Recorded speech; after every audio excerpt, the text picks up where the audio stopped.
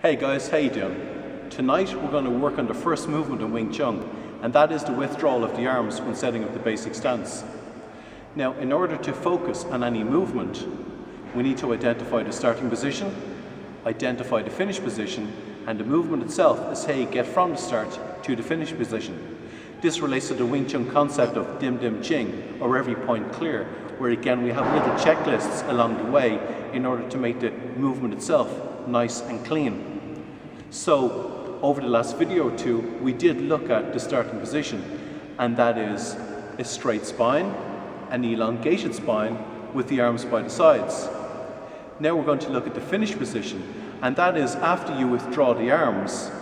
It just means that the two fists are the same height as the center line, the forearms are parallel to the floor, and the side of the arms are parallel to the wall on each side.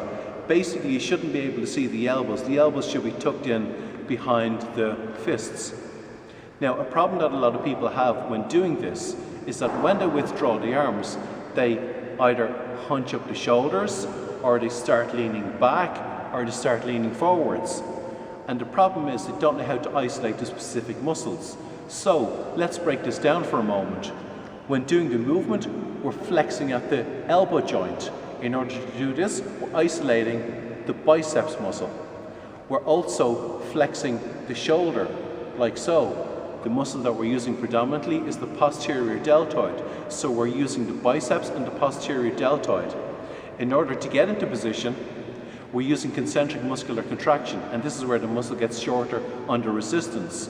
When we get to our finishing position, in order to maintain it against the resistance, for example, provided by gravity, we're using a type of muscular contraction, as I mentioned before. It's isometric yielding, and this is how you break it down. So we have our starting position, a straight spine, an elongated spine, the arms by the sides, and then starting off with the posterior deltoids, we flex at the shoulder joint, the elbows come back, and the forearms are parallel to the floor, the fists the same height as the center line, and the side of the arms parallel to the wall on each side.